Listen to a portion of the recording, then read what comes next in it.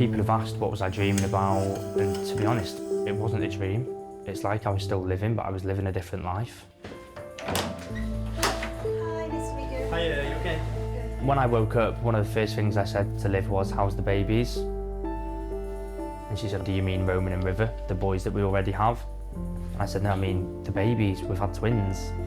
And she said, "Keenan, we haven't."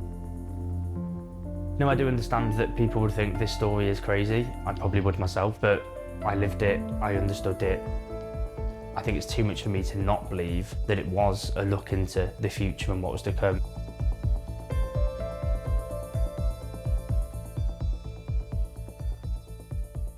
My name's Keenan, I'm 26 years old, and I'm now living the life that I believed I seen coming whilst in my coma. Life before, if I'm being honest, was the dream. It was a childhood dream that I always wanted to live. This is actually happening.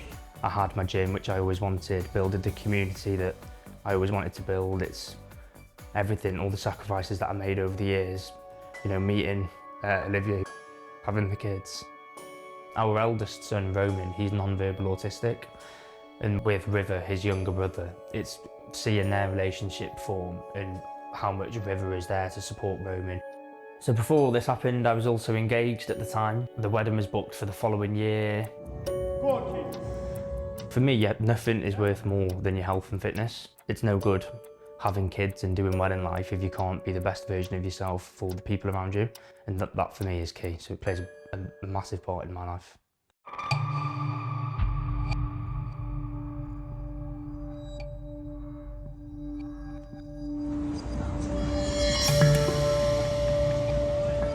So to be honest with you, I don't actually remember the day. So my memories are going to the toilet on the way into the event and then waking up in a hospital bed in Birmingham just over 4 weeks later, being told that I'd missed a month of my kids' lives, basically.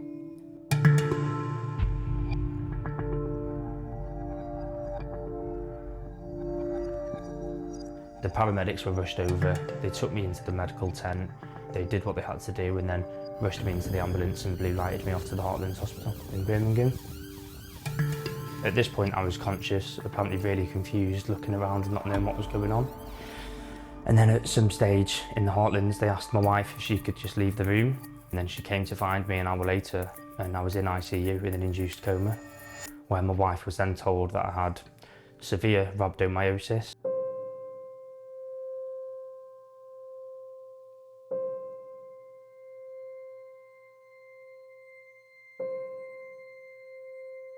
Following on from that, there was swelling of the brain, so there wasn't enough room between my head and my brain.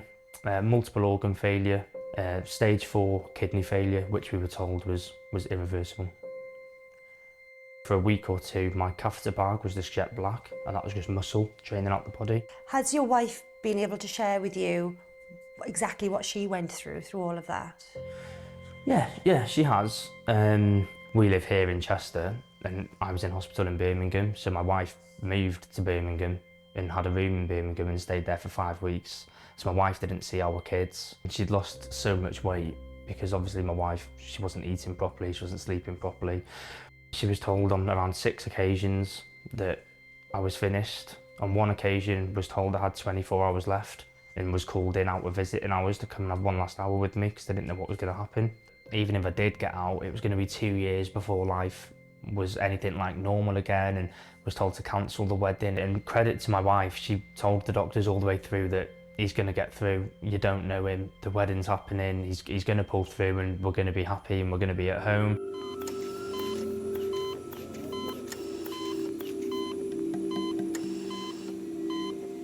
So the majority of the time in the coma and the experience that I was living was dark and horrible, and there was stuff that wasn't nice to see, and it was traumatic. It's like I was still living, but I was living a different life.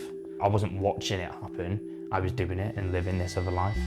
One of the nicer memories of the life I was living in my coma, the wife and I, Olivia, we were on holiday. We had twins whilst we were over there, and then we flew back over and all of a sudden we were just in this house, nice big glass fronted house overlooking the water.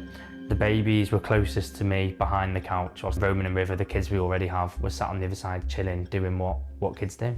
Well, it made me feel on top of the world. There's nothing I'd love more than a happy family, a successful family and a successful life. And the house we were living in was a sign that it was a successful life and that we'd done okay and our kids had a good life.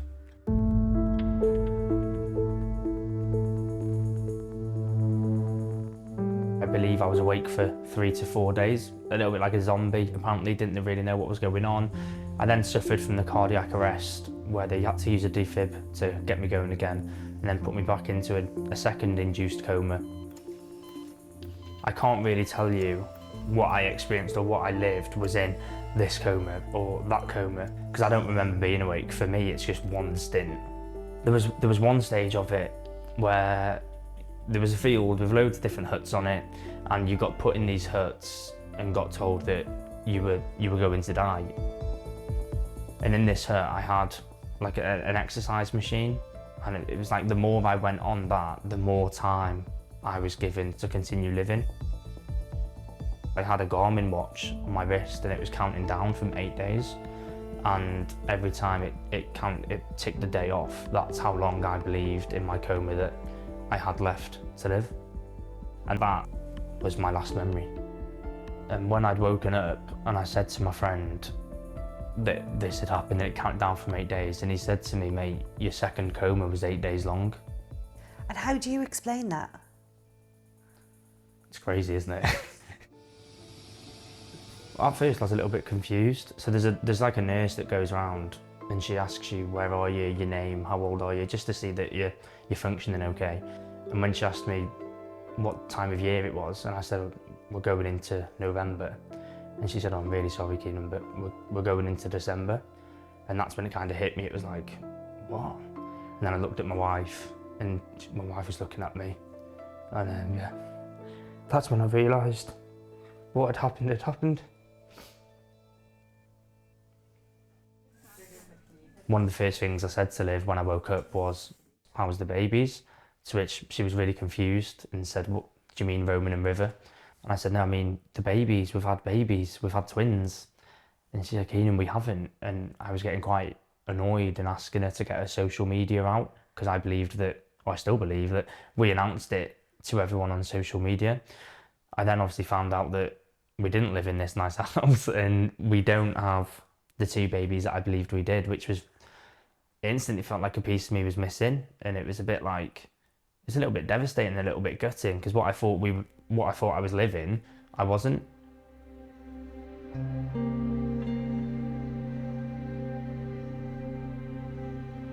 My first goal that was given to me by the physios at the hospital was to be able to stand up on my own for 30 seconds and to go from what I felt was the fittest I've ever been and doing competitions, multiple competitions a month, training 12 to 15 times a week, to have to get hoisted out of the bed, put on a medical grade hospital Zimmer frame and try and stand up on my own for 30 seconds, which I couldn't do at first, was soul destroying because I didn't know what it was going to look like to the future.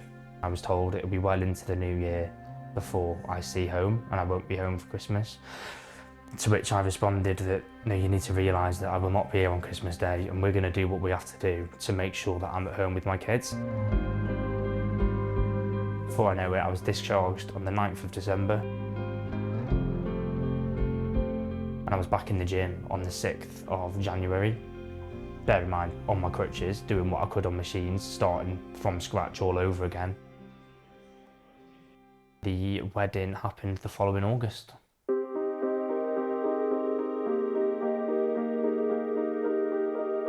People always say, don't they, that the best day of your life is your wedding day, and you always think, oh my God, everyone says it.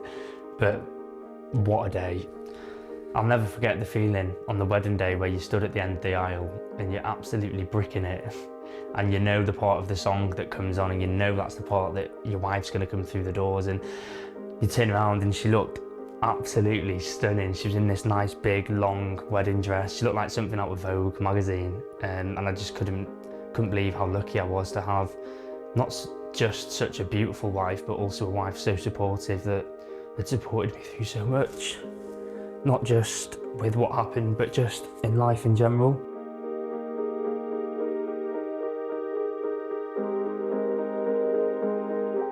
We decided to try again for a 3rd child. one last chance of getting a daughter. I remember going to the co-op to get a pregnancy test, and we came home, we did the test, and it came back that Liv was pregnant. And I remember just in excitement running and jumping across the landing, and we just had a massive hug together. And for me personally, it was like I nearly had no time left. My current kids nearly didn't have a dad, and here we are creating a new life and expanding our family even more. And it wasn't until we went for the scan, I'll never forget, Liv was lying there and the lady was doing the ultrasound. She just turned around and she said, "Oh, there's two of them in there." And she said it as if it was normal, and it was just this normal thing that was happening. And I remember standing up with my hands on my head and walking around in circles for about 5 minutes until Liv eventually told me to sit down and stop laughing, because I just couldn't control it. And yeah, of course, that ties into what I'd seen in the coma, and what was going on in my head at that moment in time was like, this is magical. That not everyone does this, not everyone gets to see this, and I couldn't believe it. It's just too much of a coincidence for me that we are now pregnant, not just pregnant with a baby, but having twins. I believe I seen what was coming, and I was shown that what I needed to stay strong for and what was coming in my life, and here we are now living it. I'm just hoping and waiting for this nice big glass house overlooking the water. And do you know what sex the babies are that you're having? Yeah, so twin one is a boy, and then twin two, we finally got our little girl. So how has your life changed since this experience? Massively. It's massively changed my perspective of life. Good boy, now big kick to finish. Yeah! I see my kids eat breakfast. Daddy's at home to read a book for bedtime. Daddy's at home for bath time. I can go out on the school run. I've still got the drive for success and hunger, and my ambition is still there inside me.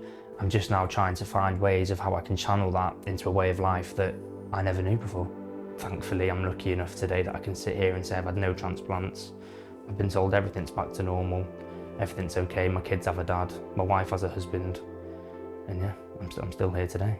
There's no way we could have got through this, not just myself, but as a family, without the support that we received from everyone.